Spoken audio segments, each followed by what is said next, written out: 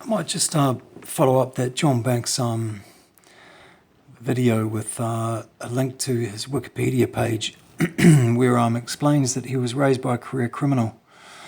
Archie, his father, who was in prison for procuring abortions. That's a big business, isn't it?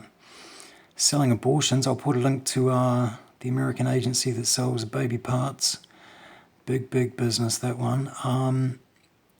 And the other thing that stood out, I think he's actually married to a pharmacist, but he doesn't seem to know anything about meth or meths. He can't pronounce it.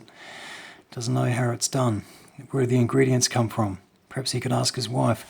But it says further down here, I don't know if that's 100% correct, someone else might be able to confirm, is he married to a pharmacist? In his career before entering politics, Banks worked as a market researcher in the pharmaceutical industry before any politics. A market researcher, gee. How about the meth market, John? That's the biggest one, isn't it, in the pharmaceutical industry? And his doctor gives him prescription aspirin, and he's married to a pharmacist. Just none of it adds up, does it? And just a long list of scandals. If you go through this Wikipedia page, teapot tapes, he was stood down for electoral financing or something, and then that was appealed. False electoral return accusations. Is dealing with Kim.com. The meth has followed .com down to Queenstown.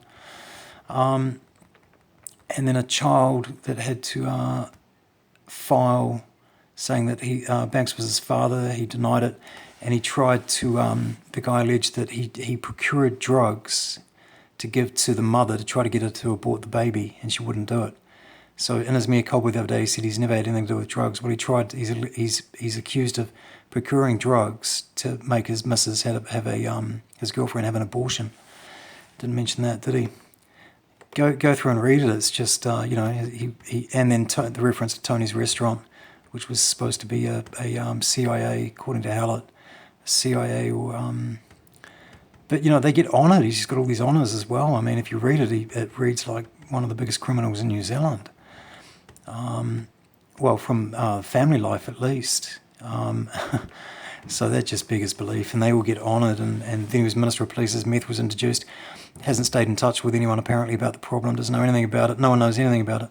Not to judge. Meth is what it is. I mean, I've certainly been around drugs earlier in my life, running dance parties in London and stuff, and no one was harmed, I don't think, to the best of my knowledge. But what gets me is when these guys are taking down taxpayer salaries and then getting up in the media and telling us all about the prison population problem and what we should do with Maori in prison, make them read and write, give them trades, and you go read his Wikipedia page, and for all intents and purposes, it looks, from his family at least, very much like the mafia, doesn't it?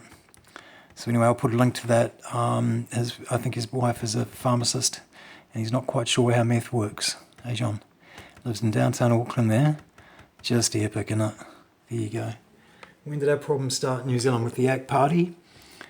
Go through and read it. When he entered politics, when Minister of Police's meth was introduced, and now living in downtown Auckland amongst all the super yachts, not quite sure how to pronounce meth. Hey, doesn't know how to solve the gang problem.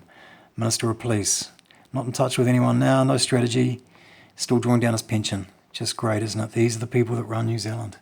The problem I have is that everyone in New Zealand earning under $50,000 is paying 40% tax to people like this to pay his pension and his air travel and stuff, and a whole bunch of other people like him, to try and keep them safe. They're taking your tax money out. They'll send you to jail if you don't pay it, and this is the type of people that they give you in return for that tax money. That's what upsets me. It's not. I'm not offering an opinion about the drugs.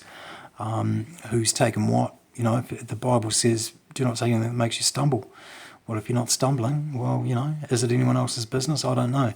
But when you're forcing Kiwis to pay 40% tax out of a 50 grand salary, half of it goes in rent to people that own 4 or 5 properties each. I wonder how many properties he owns. Most politicians own a whole stable of investment properties.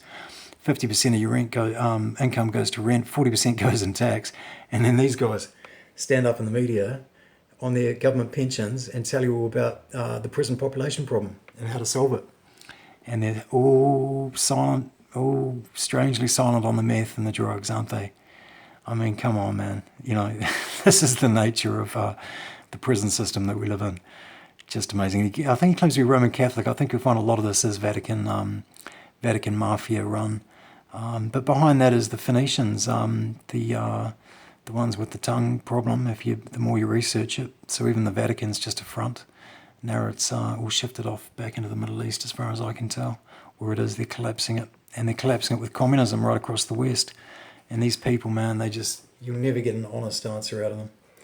What's that, 5 minutes? I'll upload that. I think John Banks' wife is a pharmacist. He was a researcher. He started his job as a market researcher in the pharmaceutical industry.